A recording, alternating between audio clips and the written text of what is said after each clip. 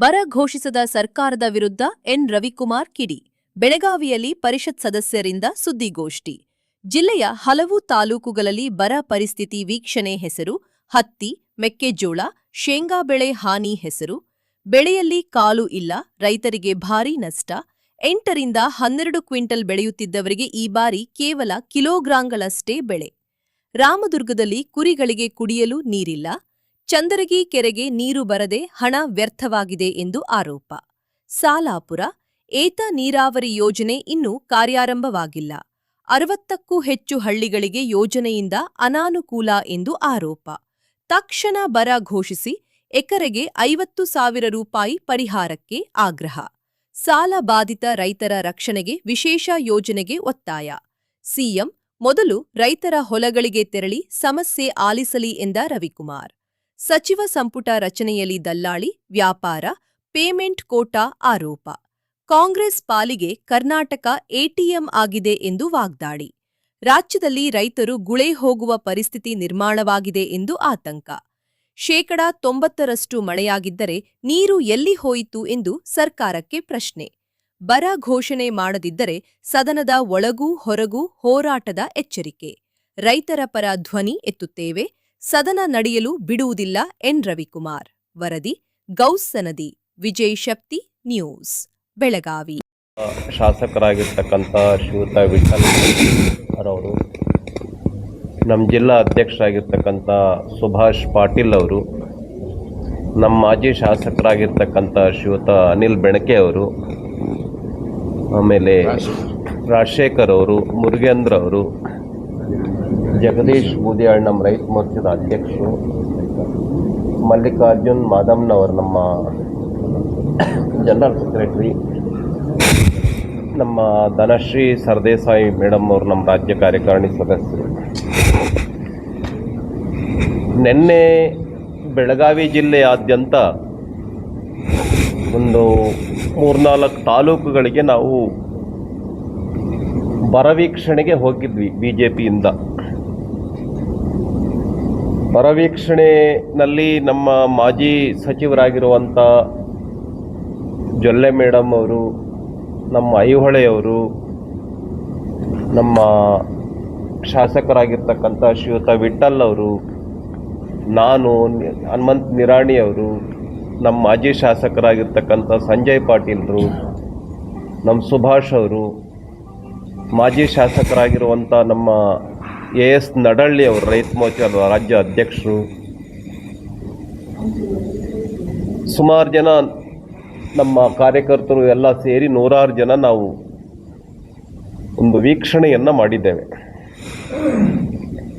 ಪರಿಸ್ಥಿತಿ ರೈತರಿಗೆ ಆಶಾದಾಯಕವಾಗಿ ಇಲ್ಲ. ನಾವು ಬೆಳಗಾವಿ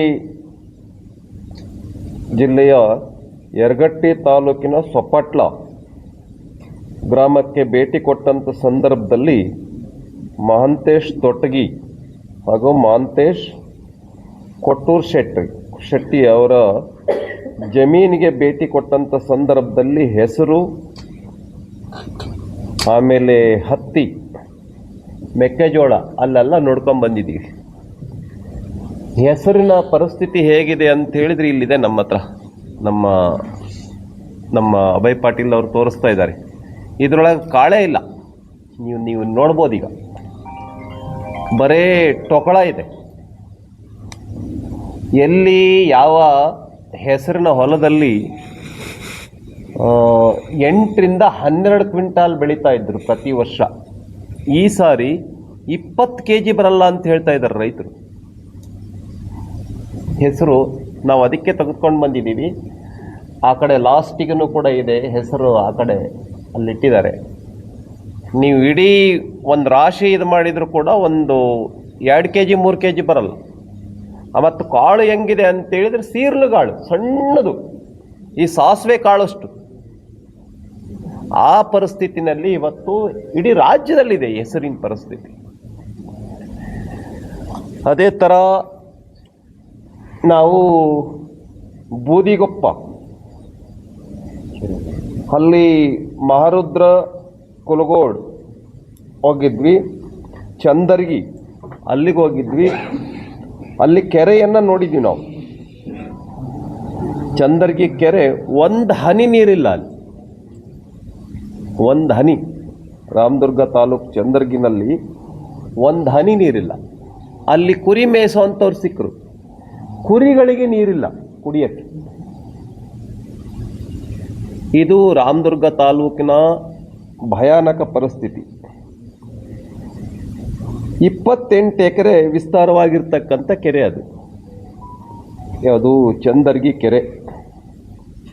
ಅದಕ್ಕೆ ನೀರು ತುಂಬಿಸ್ತಕ್ಕಂಥ ಯೋಜನೆಯೂ ಕೂಡ ಆಗಿದೆ, ಆದರೆ ನೀರು ಒಂದು ಹನಿ ಬಂದಿಲ್ಲ ಅಲ್ಲಿ. ಅದರ ದುಡ್ಡು ಮಾತ್ರ ಖರ್ಚಾಗಿದೆ. ಆಮೇಲೆ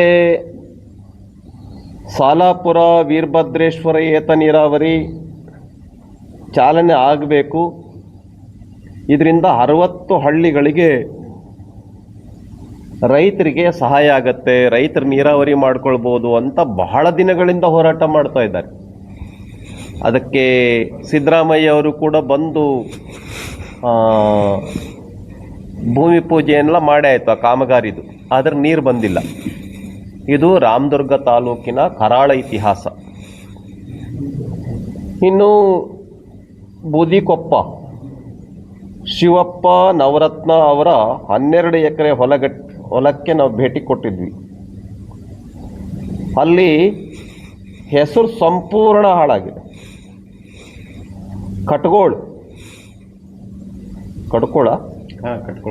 ಕಟ್ಕೋಳ ರಾಮದುರ್ಗ ತಾಲೂಕು. ಅಲ್ಲಿ ಶ್ರೀಕಾಂತ್ ಅವರ ಜಮೀನಿಗೆ ಹೋಗಿದ್ವಿ. ಶೇಂಗಾ ನೋಡಿದ್ವಿ. ಇದು ನೋಡಿ ಶೇಂಗಾದ ಪರಿಸ್ಥಿತಿ, ಕಾಳ ಹಿಡಿದಲ್ಲ. ಈಗ ನೋಡಿ ಹಿಂಗಿದೆ ಕಾಳ. ಇದು ಶೇಂಗಾದ ಪರಿಸ್ಥಿತಿ. ನೋಡಕ್ ಮಾತ್ರ ಹಸಿರಾಗೆ ಗಿಡ ಕಾಣಿಸ್ತಾ ಇದೆ, ಶೇಂಗಾ ಇಲ್ಲೇ ಇಲ್ಲ. ಈಗೇನು ಶೇಂಗಾ ಕಾಣಿಸ್ತಾ ಇದೆ ಅದರೊಳಗಡೆ ಬೀಜನೇ ಇಲ್ಲ. ಅದು ಇನ್ನೊಂದು ಸ್ವಲ್ಪ ಹೋದಂಗೆಲ್ಲ ಒಣಗೆ ಹೋಗುತ್ತೆ, ಶೇಂಗಾ ಇಲ್ಲ. ಅದೇ ಥರ ವೆಂಕಟೇಶ್ ಜಾಧವ್ ಅವರ ಹೊಲಕ್ಕೆ ಹೋಗಿದ್ವಿ. ಅಲ್ಲಿ 42 ಎಕರೆ ಮೆಕ್ಕೆಜೋಳ ಹಾಕಿದ್ದಾನೆ ಆ ಮನುಷ್ಯ, ವೆಂಕಟೇಶ್ ಜಾಧವ್. 6 ಲಕ್ಷ ರೂಪಾಯಿ ಖರ್ಚು ಮಾಡಿದ್ದಾನೆ. ಸಂಪೂರ್ಣವಾಗಿ ನಾಶ ಆಗಿದೆ. ವೆಂಕಟೇಶ್ ಅಳ್ತಾ ಇದ್ದಾನ. ವೆಂಕಟೇಶ್ ಜಾಧವ್, ನನಗೆ ಸರ್ಕಾರ ಏನಾದ್ರು ಒಂದು ವಿಷ ಕೊಟ್ಬಿಟ್ರೆ ಕುಡಿದ್ಬಿಡ್ತೀನಿ ಸರ್, ನೆಮ್ಮದಿಯಿಂದ ನಾನು ಸತ್ತೋಗ್ಬಿಡ್ತೀನಿ ಅಂತ ನಾವು. ಅದಕ್ಕೆ ಮೆಕ್ಕೆಜೋಳ ಸಂಪೂರ್ಣ ನಾಶ ಆಗಿದೆ, ಕಾಣಿಸ್ತಾ ಇದೆ, ಆದರೆ ತೆನೆ ಬಿಟ್ಟಿಲ್ಲ. ಸುಮಾರು ಸೊಂಟದವರೆಗೆ ಇದೆ ಮೆಕ್ಕೆಜೋಳ, ಆದರೆ ತೆನೆ ಬಿಡೋ ಪರಿಸ್ಥಿತಿ ಆ ಮೆಕ್ಕೆಜೋಳ ಇಲ್ಲ. ಆಮೇಲೆ ರೈತರ ಜೊತೆ ಸಂವಾದವನ್ನು ನಾವು ಮಾಡಿದ್ವಿ. ಅಲ್ಲಿ 100 ಜನ ರೈತರು ಭಾಗವಹಿಸಿದ್ರು. ಅವ್ರದ್ದು ಒಂದೇ ಏನು ಅಂತ ಹೇಳಿದರೆ 4 ಯೋಜನೆಗಳಿದೆ. ಒಂದನೇದು ಸಾಲಾಪುರ, ವೀರಭದ್ರೇಶ್ವರ, ರಾಮಲಿಂಗೇಶ್ವರ, ಆಮೇಲೆ ಸಂತಿಕೇರಿ ಏತ ನೀರಾವರಿಯನ್ನು ಮಾಡಬೇಕು. ಇದೆ ಸತ್ತಿಗೇರಿ, ಅದನ್ನು ಮಾಡಬೇಕು. ಹಂಗೇನಾರ ನಮಗೆ ನೀರು ಬರೋಂಗೆ ಮಾಡಿದರೆ ನಾವೇನೇ ಸರ್ಕಾರಕ್ಕೆ ದುಡ್ಡು ಕೊಡ್ತೀವಿ ಅನ್ನೋದು ರೈತರ ಒಕ್ಕೊರಲಿನ ಬೇಡಿಕೆ. ಹಾಗಾಗಿ ನಮ್ಮ ರಾಮದುರ್ಗ ತಾಲೂಕುಗೆ ಏನಾರು ಬದುಕಬೇಕು ಅಂತಿದ್ದರೆ ರೈತರು ಈ ಒಂದು ಏತ ನೀರಾವರಿ ಯೋಜನೆಯನ್ನು ಜಾರಿಗೊಳಿಸಬೇಕು ಅಂತ ಅವರು ಹೇಳ್ತಾ ಇದ್ದಾರೆ. ಇನ್ನು ಸವದತ್ತಿ ತಾಲೂಕಿಗೆ ಭೇಟಿ ಕೊಟ್ಟಿದ್ದೀವಿ. ಅಲ್ಲಿ ಸೂರ್ಯಕಾಂತಿ ಬೆಳೆ 1 ಎಕರೆಗೆ 10,000ದಿಂದ 12,000 ತನಕ ಖರ್ಚು ಮಾಡಿದ್ದಾರೆ. ಗೊಬ್ಬರ, ಬೀಜ ಎಲ್ಲ ಸೇರಿ, ಕೂಲಿ ಇದನ್ನೆಲ್ಲ ಸೇರಿದ್ರೆ 15,000 ರೂಪಾಯಿವರೆಗೆ ಖರ್ಚು ಮಾಡಿದ್ದಾರೆ. ಇದು ಸೂರ್ಯಕಾಂತಿ. ಫುಡ್ ಬೆಳಿಬೇಕಾಗಿತ್ತು, ಇದು ಇಷ್ಟು ಬೆಳೆದಿದೆ, ಒಂದು ಅಡಿನೂ ಇಲ್ಲ. ಇಷ್ಟೊತ್ತಿಗೆ ನಮ್ಮ ಒಂದು ಹತ್ತತ್ರ ಒಂದು 5-6 ಅಡಿ ಒಂದು 5 ಅಡಿನಾರು ಇರಬೇಕಾಗಿತ್ತು, 4.5-5 ಅಡಿ ಇರಬೇಕಾಗಿತ್ತು. ಇದು ನೋಡಿ ಇದ್ರಾಗೆಲ್ಲರ ಕಾಳು ಬರಕ್ಕೆ ಸಾಧ್ಯನಾ? ಸೂರ್ಯಕಾಂತಿದು ಇಡೀ ಹೊಲದ ದೃಶ್ಯ ಇದು, ಎಲ್ಲ ಕಡೆಗಳಲ್ಲಿ ಇದೇ ದೃಶ್ಯ. ಸೂರ್ಯಕಾಂತಿ ಎಲ್ಲಿ ಸವದತ್ತಿ ತಾಲೂಕು ಒಳಗಡೆ ಮಲ್ಲಪ್ಪ ಅವರ ಒಂದು ಎಕರೆಗೆ 10,000 ರೂಪಾಯಿ ಕೊಟ್ಟು 7 ಎಕರೆ ಲಾವಣಿಯನ್ನು ಮಾಡಿದ್ದಾನೆ. ಸಂಪೂರ್ಣ ನಾಶ ಆಗಿದೆ. ಲಾವಣಿ ಅಂದರೆ ನಿಮಗೆಲ್ಲ ಚೆನ್ನಾಗೇ ಗೊತ್ತು. ಆ ಒಂದು ಜಮೀನಿರಲ್ಲ, ಬೇರೆಯವ್ರ ಜಮೀನನ್ನು ದುಡ್ಡು ಕೊಡ್ತಾನೆ. 1 ಎಕರೆಗೆ 10,000 ರೂಪಾಯಿ, 20,000 ರೂಪಾಯಿ. ಇವನಿಗೆ ಬೆಳೆ ಆಯಿತು, ಅದರೊಳಗಡೆ ದುಡ್ಡು ಕೊಡ್ತಾನೆ. ಬೆಳೆ ಆಗಲಿಲ್ಲ ಅಂದರೂ ದುಡ್ಡು ಕೊಡಬೇಕು. ಬೆಳೆ ಆಗಿಲ್ಲ. ಈಗ 7 ಎಕರೆ ಜಮೀನನ್ನು ಅವನು ಲಾವಣಿ ತೆಗೆದುಕೊಂಡಿದ್ದಾನೆ. 70,000 ರೂಪಾಯಿ ಕೊಡಬೇಕು. 1 ಪೈಸಾ ಬರ್ತಾ ಇಲ್ಲ, 1 ಪೈಸಾ ಬರ್ತಿಲ್ಲ. ಇದು 7 ಎಕರೆಗೆ 70,000 ರೂಪಾಯಿ ಕೊಡೋ ಅಲ್ಲದೇನೆ ಬಿತ್ತಿದ್ದಾನೆ, ಅವನು ಗೊಬ್ಬರ ಹಾಕಿದ್ದಾನೆ. ಅದಕ್ಕೆ 1 ಲಕ್ಷ ರೂಪಾಯಿ ಖರ್ಚಾಗಿದೆ.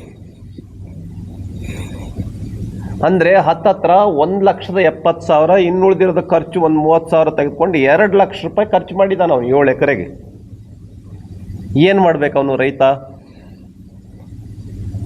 ಸರ್ಕಾರ ಇನ್ನೂ ಬರ ಅಂತ ಘೋಷಣೆ ಮಾಡಕ್ಕೆ ತಯಾರಿಲ್ಲ. ಈ ಥರ ಒಂದು 25% ರೈತರು ಲಾವಣಿ ಮಾಡೋರಿದ್ದಾರೆ ಇಡೀ ಜಿಲ್ಲೆನಲ್ಲಿ. ಅನೇಕರು ಬೆಂಗಳೂರಲ್ಲಿದ್ದಾರೆ ರೈತರು, ಮಾಲೀಕರು, ಆ ಜಮೀನಿನ ಮಾಲೀಕರು ಲಾವಣಿ ಕೊಟ್ಟಿರ್ತಾರೆ. ನೀನು ವರ್ಷಕ್ಕಿಷ್ಟು ಕೊಡಪ್ಪ ಅಂತ. ಮಳೆ ಇಲ್ಲ. ಒಂದು 25% ರೈತರು ಯಾರು ಲಾವಣಿ ತೆಗೆದುಕೊಳ್ತಾ ಇದ್ದಾರೆ, ಅವ್ರು ಏನು ಮಾಡಬೇಕೀಗ? ಈಗ ಪರಿಹಾರ ಕೊಟ್ಟರು ಕೂಡ ಆ ಭೂಮಿಯ ಮಾಲೀಕರಿಗೆ, ಜಮೀನಿನ ಮಾಲೀಕರಿಗೆ ಹಣ ಸಿಗುತ್ತೆ, ಇವನಿಗೇನು ಸಿಗಲ್ಲ.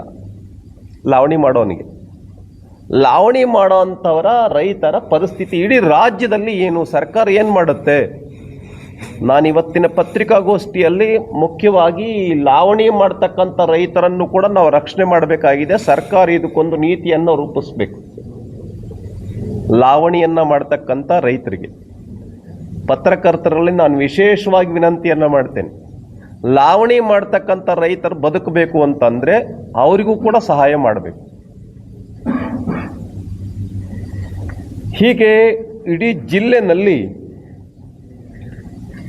ಪರಿಸ್ಥಿತಿ ಇದೆ. ಇನ್ನು ನಮ್ಮ CC ಪಾಟೀಲ್ ಅವ್ರ ಊರು ಅಚಮಟ್ಟಿ, ಅಲ್ಲಿ ಮಲ್ಲಪ್ಪ ಅಂತ ಇದ್ದಾರೆ. ಅವ್ರ ಹೊಲಕ್ಕೆ ನಾವು ಹೋಗಿದ್ವಿ. ಮುನವಳ್ಳಿ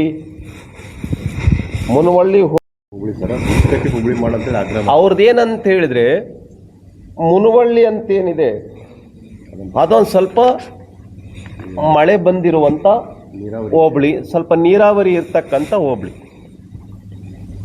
ಈ ಫಸಲ್ ಬಿಮಾ ಯೋಜನೆಯನ್ನು ಏನು ಮಾಡ್ತಾರೆ, ಈ ಹುಲ್ಕಟ್ಟಿಗೆ ಸೇರಬೇಕಾಗಿರ್ತಕ್ಕಂಥ ಹಳ್ಳಿಗಳನ್ನು ಅಲ್ಲಿಗೆ ಸೇರಿಸ್ಬಿಟ್ಟಿದ್ದಾರೆ, ಮುನವಳ್ಳಿಗೆ.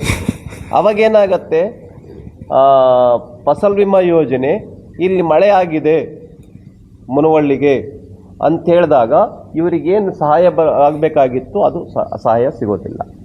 ಮಳೆನೂ ಬಂದಿಲ್ಲ. ಅಲ್ಲೇನು ಸ್ವಲ್ಪ ಪ್ರದೇಶಕ್ಕೆ ಮಳೆ ಬಂದಿದೆ.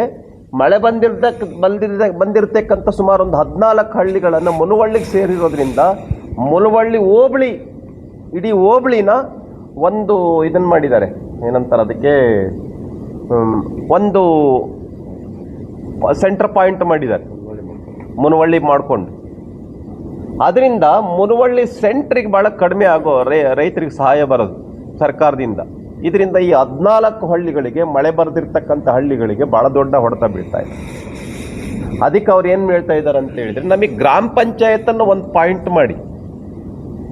ಇವತ್ತಿನ ಪತ್ರಿಕಾಗೋಷ್ಠಿನಲ್ಲಿ ಇದು ಒಂದು ಭಾಳ ಇಂಪಾರ್ಟೆಂಟ್ ಪಾಯಿಂಟ್. ಏನಪ್ಪ ಅಂತ ಹೇಳಿದರೆ, ಸುಮಾರು ಹತ್ತತ್ರ 100 ಕಿಲೋಮೀಟರ್ ಪ್ರದೇಶ ಬರುತ್ತೆ ಹೋಬಳಿ ಸುತ್ತುವರೆದು. ಒಂದು ಕಡೆ ಮಳೆ ಬರ್ಬೋದು, ಇನ್ನೊಂದು ಕಡೆ ಮಳೆ ಬರ್ಬೋದು, ಇನ್ನೊಂದು ಕಡೆ ಮಳೆ ಬರದೇನೂ ಇರ್ಬೋದು. ಆದರೆ ಓವರಾಲ್ ಏನು ಮಾಡ್ತಾರೆ ಅಂತ ಹೇಳಿದರೆ, ಒಂದು 25-30% ಮಳೆ ಬಂದಿರತಕ್ಕಂಥ ಪ್ರದೇಶಕ್ಕೆ ಏನಾದ್ರು ಹೋಗ್ಬಿಟ್ಟು ಅವರು ವೀಕ್ಷಣೆ ಮಾಡಿದರು ಅಂತ ಹೇಳಿದರೆ ಅದನ್ನು ಅವರೇಜ್ ಆಗಿ ತೆಗೆದುಕೊಳ್ತಾರೆ. ಇದಾಗಬಾರ್ದು.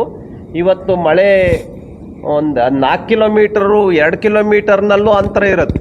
ಈ ಹಳ್ಳಿಗೆ ಮಳೆ ಬಂದಿರುತ್ತೆ, ಇನ್ನೊಂದು ಹಳ್ಳಿಗೆ ಮಳೆ ಬಂದಿರಲ್ಲ. ಆದರೆ ಹೋಬಳಿಯನ್ನು ತೆಗೆದುಕೊಂಡು ಬಿಟ್ಟರೆ ಮಳೆ ಬಂದಿರದೇ ಇರತಕ್ಕಂಥ ಹಳ್ಳಿಗಳಿಗೂ ಲಾಸ್ ಆಗುತ್ತೆ. ಆದ್ದರಿಂದ ಒಂದು ಗ್ರಾಮ ಪಂಚಾಯತನ್ನು ಒಂದು ಪಾಯಿಂಟ್ ಅನ್ನಾಗಿ ಮಾಡಬೇಕು ಅಂತ ನಾನು ಸರ್ಕಾರಕ್ಕೆ ಆಗ್ರಹ ಪಡಿಸ್ತೇನೆ. ಇದರಿಂದ ರೈತರಿಗೆ ಒಂದು ಒಳ್ಳೆ ನೀತಿಯನ್ನು ರೂಪಿಸ್ದಂಗೆ ಆಗುತ್ತೆ. ಗ್ರಾಮ ಪಂಚಾಯತನ್ನು ಪಾಯಿಂಟ್ ಮಾಡ್ಕೊಳ್ಳಿ, ಹೋಬಳಿಯನ್ನು ಪಾಯಿಂಟ್ ಮಾಡ್ಕೊಳ್ಬೇಡಿ. ರೈತರಿಗೆ ನಿಜಕ್ಕೂ ಸಹಾಯ ಮಾಡಬೇಕು ಅಂತಾದರೆ ಗ್ರಾಮ ಪಂಚಾಯತನ್ನು ಕೇಂದ್ರವಾಗಿಟ್ಕೊಂಡು 4-5 ಹಳ್ಳಿಗಳಿಗೆ ವೀಕ್ಷಣೆ ಮಾಡಿಬಿಟ್ಟು ವರದಿಯನ್ನು ಸರ್ಕಾರಕ್ಕೆ ಕಳಿಸಿ. ನೀವು ಹೋಬಳಿಯನ್ನಾಗಿ ಪಾಯಿಂಟ್ನಾಗಿಟ್ಕೊಂಡ್ರೆ ಏನಾಗುತ್ತೆ, ಆ ಹೋಬಳಿನಲ್ಲಿ ಎಲ್ಲೋ 1-2-3 ಕಡೆ ಮಳೆ ಬಂದಿದ್ದರೆ ಅದರಿಂದ ರೈತರಿಗೆ ಲಾಸ್ ಆಗುತ್ತೆ. ಆದ್ದರಿಂದ ನಾವು ಏನು ಇಡೀ ರಾಜ್ಯದಲ್ಲಿ ಭಾರತೀಯ ಜನತಾ ಪಾರ್ಟಿ 6 ತಂಡಗಳಲ್ಲಿ ಪ್ರವಾಸ ಏನು ಮಾಡ್ತಾ ಇದ್ದೀವಿ. ನಾವು ನಿನ್ನೆ ಪೂರ್ತಿ ದಿನ ಬೆಳಗಾವಿ ಜಿಲ್ಲೆಯನ್ನು ವೀಕ್ಷಣೆ ಮಾಡಿದ್ದೇವೆ. ಯರಗಟ್ಟಿ ತಾಲೂಕು ಸೊಪಟ್ಲಕ್ಕೂ ಹೋದ ಸಂದರ್ಭದಲ್ಲೂ ಅಲ್ಲಿನೂ ಅದೇ ಪರಿಸ್ಥಿತಿ. ನೋಡಿ, ಅಲ್ಲಿ ಕಬ್ಬಿದೆ, ನೀರಿನ ತೇವಾಂಶ ಕಡಿಮೆ ಆಗಿದೆ ನೋಡಿ. ಇದು ಕಬ್ಬಿನ ಸೈಜ್ ಇದು ಕಬ್ಬು. ಇದರಿಂದ ಎಲ್ಲರೂ ನೀರಿನ ತೇವಾಂಶ ಕಡಿಮೆ ಆಗಿದ್ದರಿಂದ ಡ್ವೆನ್ ಹುಳ ಹಾಕಿ ಬಿಟ್ಟಿದೆ ಅದಕ್ಕೆ. ಅದ್ರ ನೀರು ಇರಲಿಲ್ಲ, ಇದು ಒಣಗೋಗಿದೆ, ಕಬ್ಬು ಒಣಗೋಗಿದೆ. ಆ ಹುಳ ಅದ ಕಬ್ಬು ಬೆಳವಣಿಗೆನ ಮಾಡಿಬಿಡಂಗಿಲ್ಲ. ಇದಾಯ್ತಾ? ಆಮೇಲೆ ಅಲ್ಲ ಹತ್ತಿ ತಗೊಳ್ಳಿ. ಇಷ್ಟೊತ್ತಿಗೆ ಇದು 6 ಅಡಿ ಬರ್ಬೇಕಾಗಿತ್ತು. ನನ್ನ ಎತ್ತರಕ್ಕಿರಬೇಕಾಗಿತ್ತು, ನಮ್ಮ ಮುರುಗೇಂದ್ರನ ಎತ್ತರಕ್ಕಲ್ಲ ಅಥವಾ ಸುಭಾಷ್ನ ಎತ್ತರಕ್ಕಲ್ಲ, ಅಟ್ಲೀಸ್ಟ್ ನನ್ನ ಎತ್ತರಕಾರ ಇರಬೇಕಾಗಿತ್ತು. ಇದ್ರೊಳಗೆ ಬಿಟ್ಟಿರೋದು ಕಾಯಿ ಎಷ್ಟು ಗೊತ್ತಾ? 100-200 ಕಾಯಿ ಬಿಡ್ಬೇಕು ನೋಡಿ, 1-2 ಅದು ಕಾಯಿನ ಸೈಜ್ ನೋಡಿ, ಒಂದು ಗೋಲಿ ಗಾತ್ರನೂ ಇಲ್ಲ ನೋಡಿ. ಇದ್ರೊಳಗೆ ಎಲ್ಲರ ಹತ್ತಿ ಬರಕ್ಕೆ ಸಾಧ್ಯನಾ?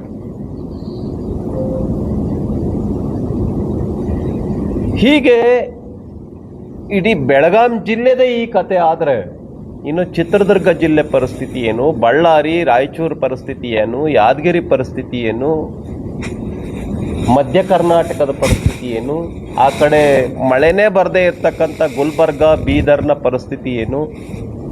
ಇದು ಬೆಳಗಾಮಿನ ಕತೆನೇ ಇಷ್ಟ ಆದರೆ ಎಲ್ಲಿ ಮಹಾರಾಷ್ಟ್ರಕ್ಕೆ ವಿಪರೀತ ಮಳೆ ಬಂದಿದೆ, ಮಹಾರಾಷ್ಟ್ರಕ್ಕೆ ಹತ್ತಿರದಲ್ಲಿದೆ.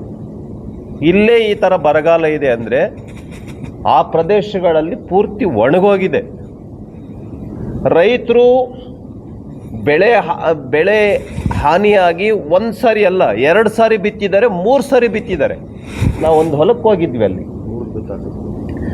ಪೂರ್ತಿ ಅಳಿಸ್ಬಿಟ್ಟು ಮತ್ತೆ ಹೊಳ್ಳಿ ಬಿತ್ತಾ ಇದ್ದಾರೆ. ಮಳೆನೂ ಇಲ್ಲ, ಮಳೆ ಬರಬಹುದು ಅಂತ ಮತ್ತೆ ಹೊಳ್ಳಿ ಬಿತ್ತಾ ಇದ್ದಾರೆ. ಈ ಥರ 2 ಸಾರಿ 3 ಸಾರಿನೂ ಬಿತ್ತಿರೋ ಉದಾಹರಣೆಗಳು ಅನೇಕ ಇದ್ದಾವೆ.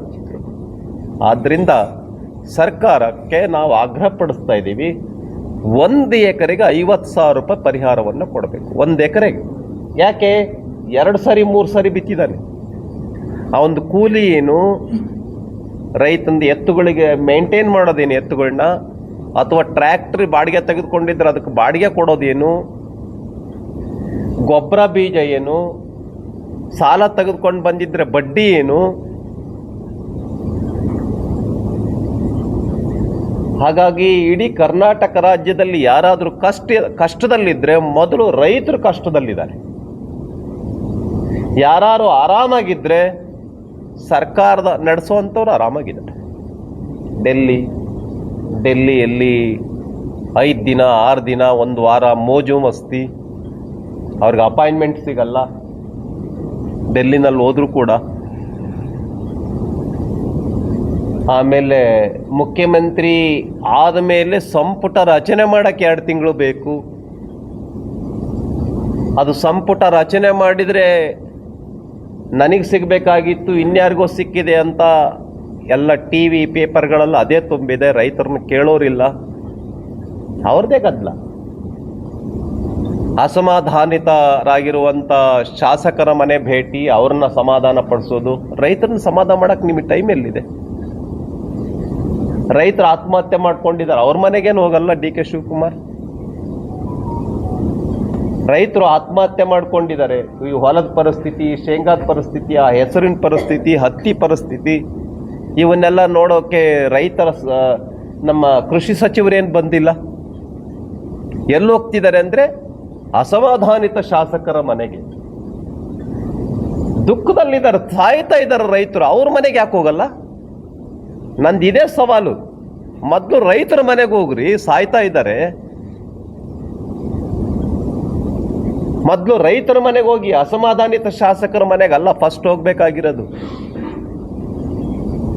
ಮೊದಲು ರೈತರ ಮನೆಗೆ ಹೋಗ್ಬೇಕು, ರೈತರ ಹೊಲಗಳಿಗೆ ಹೋಗ್ಬೇಕು ನೋಡಕ್ಕೆ. ಆದ್ರಿಂದ ಈ ಸರ್ಕಾರ ರೈತರ ಮನೆಗೆ ಹೋಗಿ, ರೈತರ ಹೊಲಗಳಿಗೆ ಹೋಗಿ ಅಂತ ಆಗ್ರಹ ಪಡಿಸ್ತಾ ಇದ್ದೀನಿ ನಾನು. ಭಾರತೀಯ ಜನತಾ ಪಾರ್ಟಿ ಇಡೀ ಕರ್ನಾಟಕ ರಾಜ್ಯದಲ್ಲಿ ಹೇಳ್ತಾ ಇದೆ, ಅಸಮಾಧಾನಿತ ಶಾಸಕರು, ಅವ್ರಿಗೆ ಮಂತ್ರಿ ಸಿಗಲಿಲ್ಲ, ಇವ್ರಿಗೆ ಮಂತ್ರಿ ಸಿಗಲಿಲ್ಲ, ಪೇಮೆಂಟ್ ಕೋಟಾದಲ್ಲಿ ಮಂತ್ರಿ ಸಿಕ್ಬಿಟ್ಟಿದೆ.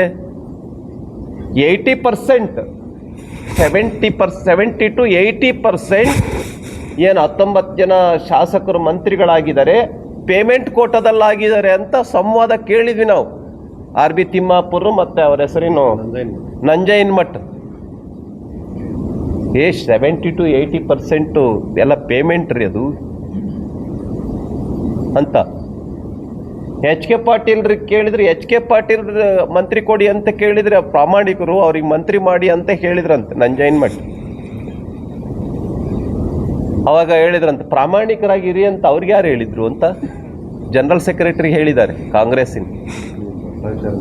ಭ್ರಷ್ಟಾಚಾರ ಮಾಡಬಾರ್ದು ಅಂತ ಯಾರು ಹೇಳಿದ್ರು? ಪ್ರಾಮಾಣಿಕವಾಗಿರು ಅಂತ ಯಾರು ಹೇಳಿದ್ರು ಅಂತ ಜನರಲ್ ಸೆಕ್ರೆಟರಿ ಕೇಳಿದ್ದಾರೆ. ಆಡಿಯೋ ಫುಲ್ ಓಡಾಡ್ತಾ ಇದೆ ಸೋಷಿಯಲ್ ಮೀಡಿಯಾದಲ್ಲಿ. ರೈತ ಸಾಯ್ತಾ ಇದ್ದಾನೆ, ಅವನು ಹೊಲಕ್ಕೆ ಹೋಗ್ತಾ ಇಲ್ಲ, ಏನು ಅಂತ ಕೇಳ್ತಾ ಇಲ್ಲ, ನೀರಿಲ್ಲ, ಕುರಿಗಳಿಗೆ ನೀರಿಲ್ಲ, ದನಕರುಗಳಿಗೆ ನೀರಿಲ್ಲ, ಮೇವಿಲ್ಲ. ರೈತ ಗುಳೆ ಹೋಗ್ತಾ ಇದ್ದಾನೆ ಗೋವಾಕ್ಕೆ, ಮುಂಬೈಗೆ, ಬೆಂಗಳೂರಿಗೆ, ಸಾಯ್ತಾ ಇದ್ದಾನೆ. ಕುಡಿಯೋಕ್ಕೆ ನೀರಿಲ್ಲ ಅನೇಕ ಹಳ್ಳಿಗಳಿಗೆ. ಇವ್ರು ಸಚಿವ ಸಂಪುಟದಲ್ಲಿ ತೆಗೆದುಕೊಂಡು ದಲ್ಲಾಳಿ ವ್ಯಾಪಾರ ನಡೀತಾ ಇದೆ. ಮಂತ್ರಿ ಆಗೋದಕ್ಕೆ ಪೇಮೆಂಟ್, ದಲ್ಲಾಳಿ ವ್ಯಾಪಾರ ನಡೀತಾ ಇದೆ. ಆದ್ರಿಂದ ಆಗ್ರಹ ಪಡಿಸ್ತಾ ಇದ್ದೇವೆ, ನೀವು ಅಸಮಾಧಾನಿತ ಶಾಸಕರ ಮನೆಗೆ ಏನು ಹೋಗ್ತಾ ಇದ್ದೀರಲ್ಲ, ಅದ್ರ ಜೊತೆಗೆ ರೈತ ಸಾಯ್ತಾ ಇದ್ದಾನೆ, ಅವ್ರ ನೆರವಿಗೂ ಹೋಗಿ, ಅವ್ರ ಮನೆಗೂ ಹೋಗಿ. ಇಲ್ಲ ಬರಗಾಲ ಅಂತ ಘೋಷಣೆ ಮಾಡೋಕ್ಕಾಗ್ತಾ ಇಲ್ಲ ಅವ್ರಿಗೆ. ಯಾಕೆ ಆಗ್ತಾ ಇಲ್ಲ?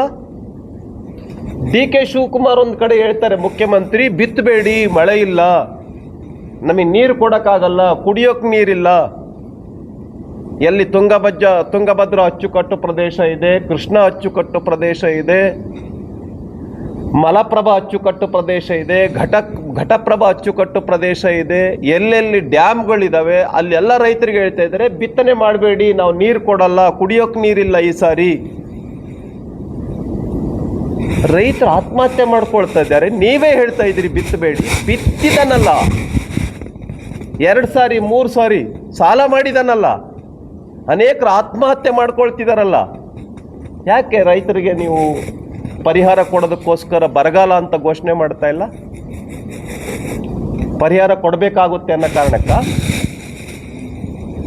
ಹಾಗಾಗಿ ಈ ಸಾರಿ ನಾವು 13ನೇ ತಾರೀಕಿಂದ ಏನು ಅಧಿವೇಶನ ಪ್ರಾರಂಭ ಆಗುತ್ತೆ, ಬರಗಾಲ ಅಂತ ಘೋಷಣೆ ಮಾಡಬೇಕು, ಜೊತೆನಲ್ಲಿ ಎಕರೆಗೆ 50,000 ರೂಪಾಯಿ ಕೊಡಬೇಕು ಅಂತ, ಮತ್ತು ರೈತರ ಸಾಲ ಮನ್ನಾ ಮಾಡಬೇಕು ಅಂಥೇಳಿ ಡಿಮ್ಯಾಂಡ್ ಇಟ್ಕೊಂಡು 13ನೇ ತಾರೀಕಿಂದನೇ ನಾವು ಹೋರಾಟವನ್ನು ಮಾಡ್ತೀವಿ. ಸದನದಲ್ಲಿ ಹೊರಗಡೆನೂ ಮಾಡ್ತೀವಿ.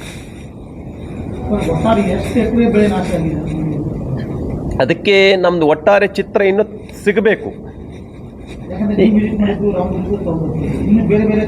ಈಗ ಫಾರ್ ಎಕ್ಸಾಂಪಲ್ ಹೇಳ್ತೀನಿ, ನಾನು DC ನಿನ್ನೆಯಿಂದ ಫೋನ್ ಮಾಡಿದೆ, ಅವ್ರು ಸಿಕ್ಕಲಿಲ್ಲ, ಮೆಸೇಜ್ ಹಾಕಿದ್ದೀನಿ, ನಾನು ಅದನ್ನು ತೆಗೆದುಕೊಂಡು ಬಿಡುಗಡೆ ಮಾಡ್ತೀನಿ. ಈಗ ಬೆಳಗಾಂ ಜಿಲ್ಲೆದೇ ಹೇಳ್ತಾರೆ 9% ಏನೋ ಈ ಸರಿ ಮಳೆ ಕೊರತೆ ಇದೆಯಂತೆ. 9%, 9 ಅಂದರೆ 91% ಮಳೆ ಇದೆಯಾ? ನಾನು ಕೇಳ್ತೀನಿ ಈ ಅಧಿಕಾರಿಗಳಿಗೆ, ಇಫ್ ಐ ಆಮ್ ರೈಟ್, ನೀವು 9%ನೇ ಮಳೆ ಕೊರತೆ ಅಂತ ಹೇಳಿದರೆ 91% ಮಳೆ ಇದೆ. ಇದು ಯಾಕೆ ಇರ್ತಾ ಇತ್ತು ಹಂಗಾದ್ರೆ ಶೇಂಗಾ? ನೀರೆಲ್ಲೋಯ್ತು? ಯಾಕೆ ಕಬ್ಬು ಒಣಗ್ತಾ ಇತ್ತು? ಯಾಕೆ ಹತ್ತಿ ಗಿಡದ ಪರಿಸ್ಥಿತಿ ಹಿಂಗಾಗ್ತಾ ಇತ್ತು? ಯಾಕೆ ಹೆಸರಿನ ಪರಿಸ್ಥಿತಿ ಹಂಗೆ ಇತ್ತು, ಯಾಕೆ ಸೂರ್ಯಕಾಂತಿ ಪರಿಸ್ಥಿತಿ ಹಿಂಗಿತ್ತು, ಯಾಕೆ ಮೆಕ್ಕೆಜೋಳ ಬಂದೇ ಇಲ್ಲ. ಈವನ್ ಅನೇಕ ತಾಲೂಕುಗಳಲ್ಲಿ 20-30% ಮಳೆ ಬಂದಿಲ್ಲ. ಹಾಗಾಗಿ ಅಧಿಕಾರಿಗಳೂ ಕೂಡ ಕಣ್ಣು ಮುಚ್ಕೊಂಡಿದ್ದಾರೆ. ಸರ್ಕಾರ ಜೀವಂತವಾಗೇ ಇಲ್ಲ. ಇದೇ ಹೇಳ್ತಾ ಇದ್ದೀನಿ, ಸರ್ಕಾರ ಕೆಲಸನೇ ಮಾಡ್ತಾ ಇಲ್ಲ. ದಿಲ್ಲಿ ಒಳಗಿದೆ ಸರ್ಕಾರ. ಅಲ್ಲಿಗೆಲ್ಲ ಕರ್ನಾಟಕ ಅನ್ನೋದು ಕಾಂಗ್ರೆಸ್ ಪಾಲಿಗೆ ATM ಪೇಮೆಂಟ್ ಕೋಟ ಅಂತ ಅವರೇ ಹೇಳಿದಾರಲ್ಲ. ಹಾಗಾಗಿ ಕೂಡಲೇ ನಾನು ಹೇಳಿದ್ವಲ್ಲ, ಸದನ ನಡೆಯಕ್ಕೆ ಬಿಡಲ್ಲ ಮತ್ತು ಹೊರಗಡೆನೂ ಹೋರಾಟ ಮಾಡ್ತೀವಿ 13ನೇ ತಾರೀಕಿನ ಮೇಲೆ.